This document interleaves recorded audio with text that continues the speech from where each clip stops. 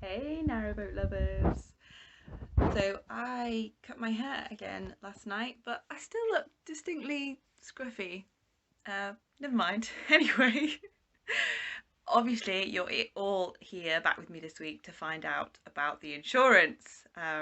Probably the most boring thing you could possibly dream of, but here we are. It is good news. So basically where I left you last week was that the insurance company had said I need a full survey, so internal and external, not just the whole survey that I have.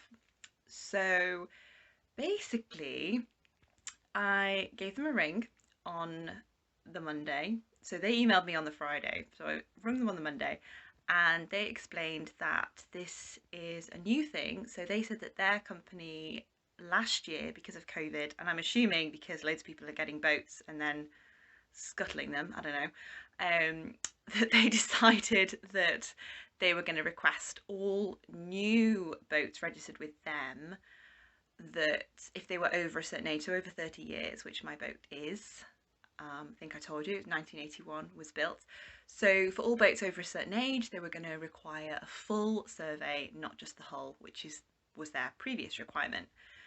So this made me feel a little bit better because I have issues, but I'm pretty good at attention to detail. That is one of my skills. So I was pretty sure I would have noticed if this was the case because I did check that I could afford the insurance and what it would take and what paperwork I needed before I bought the boat.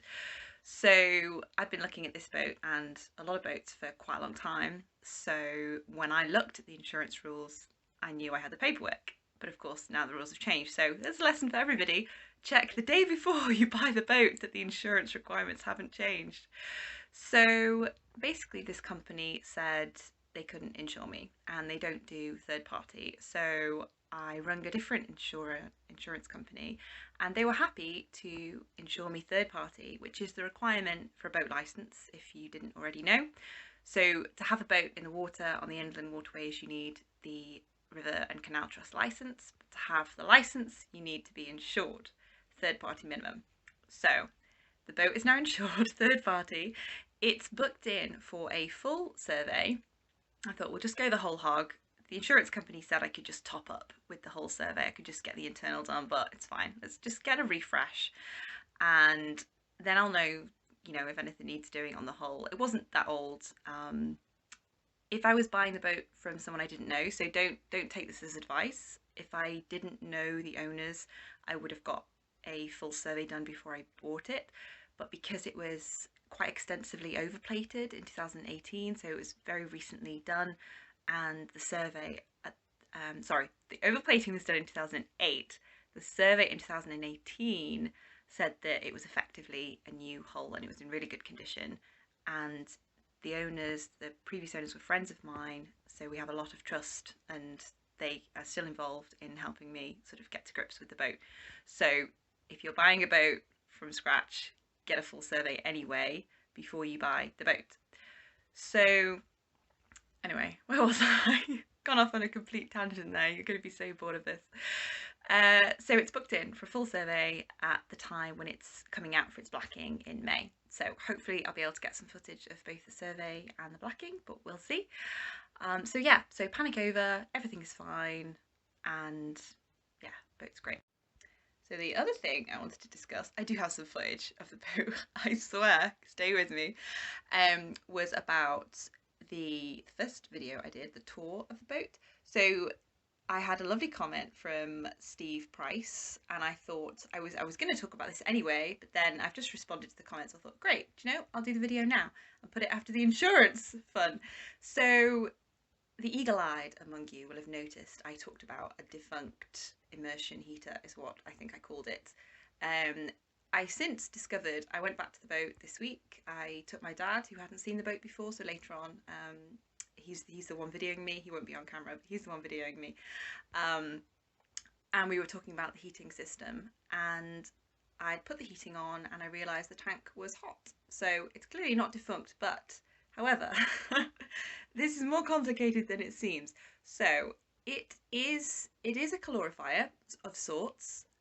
So a calorifier, for those that don't know, is generally very common on a boat. So a calorifier is essentially a a hot water storage tank that does not heat the water itself. So it gets water from external source and stores it in that tank. Now, often with narrowboats, it's heated, the hot water is heated by the engine, but in my boat, this is not the case. So the hot water on my boat that runs the central heating anyway, so the central heating is run by diesel, but it's separate unit to the engine. It's diesel fired central heating, and it powers the radiators and also puts hot water into this hot water storage tank.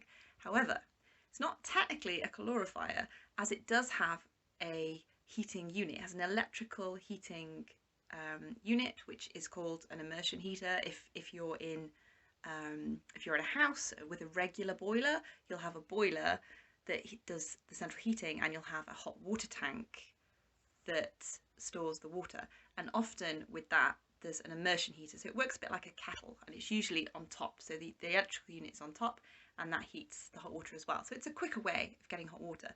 So this calorifier of sorts that I have does work as a hot water storage tank, which is great. So I can't remove it. So I know I mentioned in the video I might remove it, but I can't. But the electric immersion heater part is broken. However, I probably don't need it, but my very excellent brother is a gas and central heating engineer. So I'm sure he would love to come and get his hands on the boat, and we'll be visiting hopefully soon to have a good play and have a look around all of the plumbing and boiler. I might get him to move a radiator. He doesn't know this yet, so if he's watching this video, I'd like you to move a radiator, thank you. So yeah, that's the updates for today, and then we'll go and jump on the boat and do some jobs. Hey lovely people! So me and my dad are on the boat. It's getting on a bit. It's got to be 6:30, half 5, 6 o'clock, something like that. And as you can see, we're in the kitchen, the galley. So I've hoovered all the cabinets, and now I'm going to just do some quick cleaning, and then we're going to go back to the house for dinner. But as I was hoovering under the cabinet, you'll see something very cool. I'm very excited. I'll show you in a second.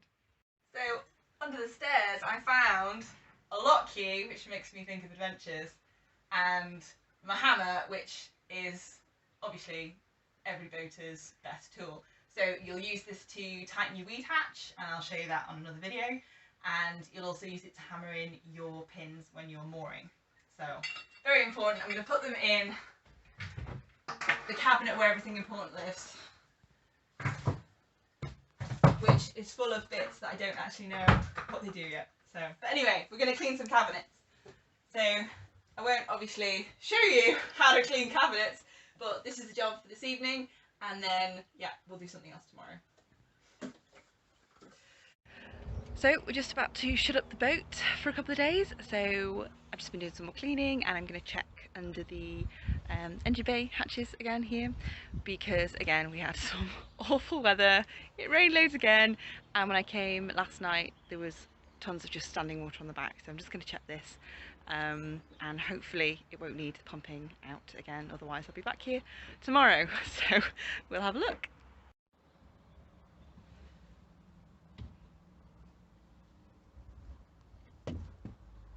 Yeah, that doesn't look too bad.